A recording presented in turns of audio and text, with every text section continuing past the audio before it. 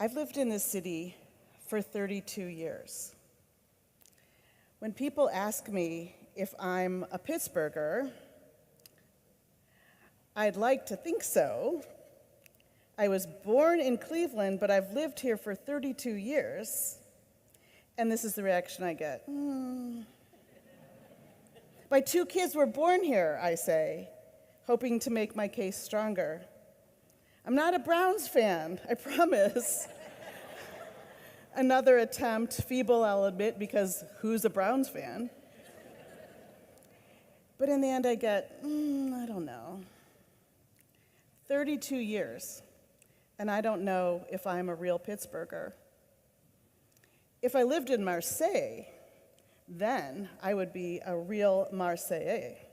Recently, I heard an author talking about Marseille, which, unlike other parts of France, is open and welcoming to all. This is what she said. You don't have to be in Marseille for generations to call yourself a Marseillais. Coming from somewhere else is common. Everybody comes from somewhere else. Everyone is Marseillais within 5 minutes.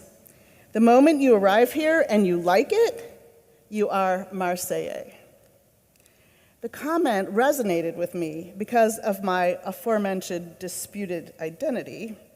How nice, I thought, to be recognized as someone who chose to move here, who chose to stay, to raise children here, to purchase property, to pay taxes. Someone who plans to stay indefinitely and who actually likes it here. How nice would it be, I thought, to be recognized as a Pittsburgher. Gatekeeping isn't a thing particular to native Pittsburghers, although you do it really well.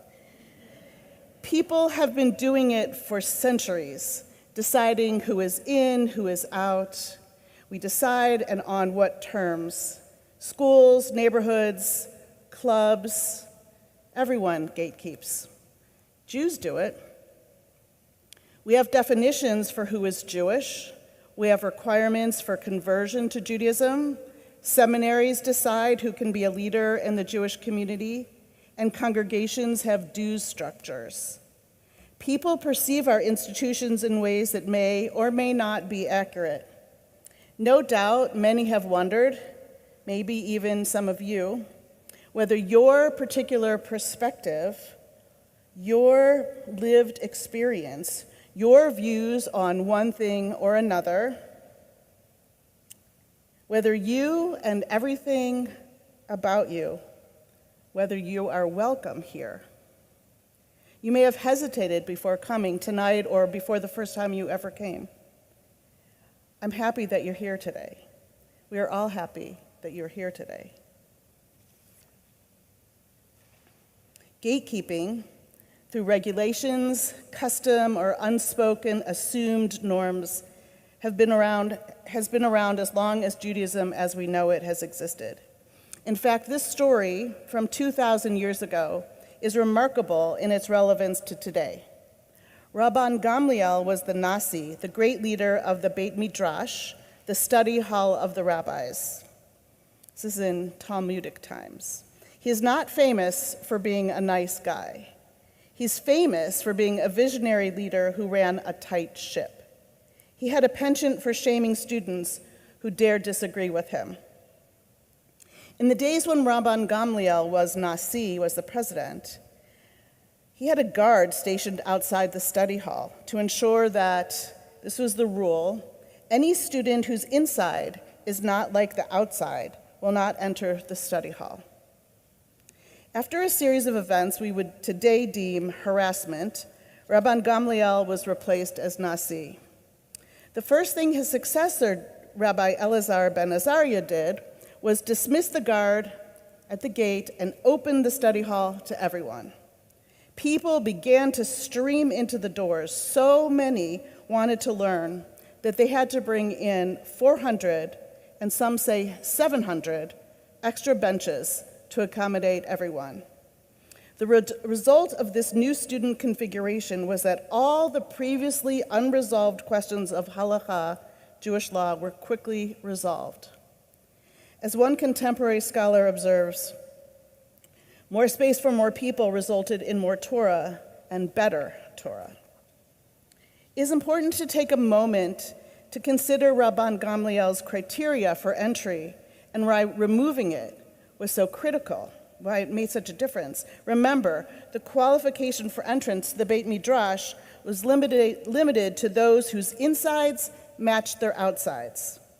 And the Talmud doesn't tell us what they meant, but one might assume this meant that Gamliel only wanted to teach students who are already specially pious or whose sensibilities matched his. Remember, he didn't like when people disagreed with him. It's possible that it meant that they had to have been from a particular social class. So who were these 700 new students? Did their insides match their outsides? The Talmud doesn't tell us. We can imagine that they were men, they were still only men, with new ideas and questions, fresh voices, and novel perspectives whose presence allowed for unprecedented productivity. Recall that all previously unsettled cases were settled once the gates were open. So all these new students, all that energy, all those ideas, everything was settled. In our time, we call it authenticity when insides match outsides. And we appreciate that when we show up exactly as who we are, as our authentic selves, without pretense, without feeling the need to hide essential parts of ourselves, without fear of not fitting in, then our gatherings, our institutions, indeed our entire world is better. Closed doors means inhibited innovation, stunted, stalled growth, and eventually irrelevance, and possibly even demise. Open doors promise vibrancy, transformation, and ultimately renewed life for institutions and for the people who fill them. Now, there has been progress towards opening doors in the Jewish world. Jewish identity has evolved since the Torah's long genealogies of Jewish fathers begetting Jewish sons who begot more Jewish sons. The rabbinic sages in the 3rd century CE began to assign Jewishness according to someone's mother instead of their father. This radical change is historically attributed to Jews trying to adapt Jewish law to the Roman legal system. And then, nearly 2,000 years later, in 1983, the Reform movement once again revolutionized Jewish identity by recognizing as Jews those with one Jewish parent and who are raised as Jews. As a result, our Jewish world is expanded, not just numerically, but infinitely, in terms of ideas and experiences. Similarly, new thinking has emerged which challenges centuries-old assumptions and requirements for conversion to Judaism. Rather than insisting upon specific practices and theologies, we are beginning to see conversion as a personal process of identity and meaning-making that looks different for each person. And rabbinical and cantoral seminaries, which have been the gatekeepers of who will lead the Jewish community, are re-examining their criteria. Most recently, the Hebrew Union College Jewish Institute of Religion, the Reform Seminary, lifted the ban on admission to students who are partnered with someone who isn't Jewish. Perhaps at one time, such students were perceived to have mismatched insides and outsides.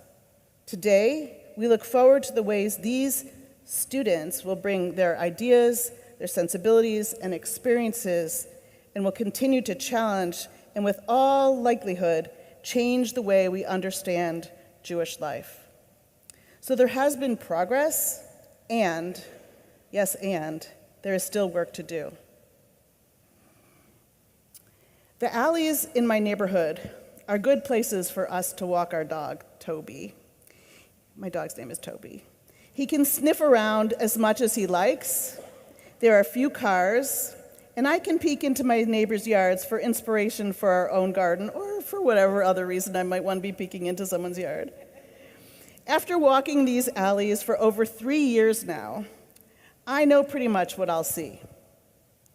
A few weeks ago, however, I noticed a basketball hoop, which has apparently been there for years. I asked the owner. It's apparently been there for 3 or 4 years. I also noticed that someone had painted on this basketball hoop. Down the side, it says, "Of course you may play." Of course you may play. Most of the time, there is at least one basketball there. Of course you may play. You don't need to go around the other side of the house and figure out which house it is, because the street is like an alley, and you don't have to do that. You don't have to figure out whose house it is to ask the owner. You don't have to have the owner be home. You don't have to be a good player, or you don't have to live on the block. You don't even have to bring your own ball. There's a ball there. Just have to want to play. Friends, my dream for this congregation is for it to be that kind of place for all who enter. Whether your parents or your grandparents were confirmed here, or you just moved to town, regardless of how you vote, regardless of how you feel about Israel, you are welcome here as you are. You're welcome to be authentically yourself. You're also welcome here as you attempt to figure out your authentic self. Of course, you may play here. You may pray here, too. Meet friends, learn Torah, sing, celebrate, mourn here. You are welcome today as we welcome in the new year, and you are welcome on a cold February Shabbat morning. Just like that. Basketball hoop, you just have to want to be here.